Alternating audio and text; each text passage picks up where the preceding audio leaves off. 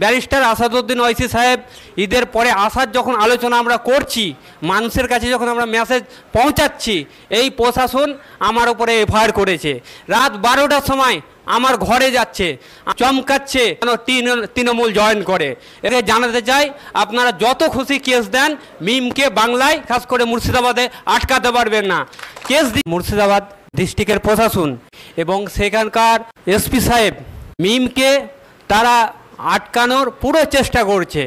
আমার ওপরে আমি সেই এলাকায় দুর্নীতি, গ্রাম বাংলায় তৃণমূলের নেতারা যেভাবে দুর্নীতি করে, এই দুর্নীতির বিরুদ্ধে কথা বলার জন্য এরা আমাকে 21-এর নির্বাচনের আগেও এরা আমার ওপরে 6টা এফআইআর করে আমাকে গ্রেপ্তারও করেছিল।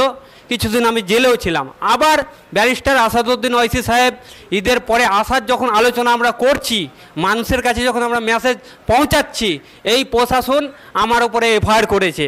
রাত 12টার সময় আমার ঘরে যাচ্ছে, আমার ঘরে আমি থাকি না, আমার বয়স্ক মা একাই থাকে, তাকে চমকাচ্ছে, তা বয়স্ক মাকে প্রেশার দিচ্ছে যে আপনার ছেলে যেন তৃণমূল জয়েন করে।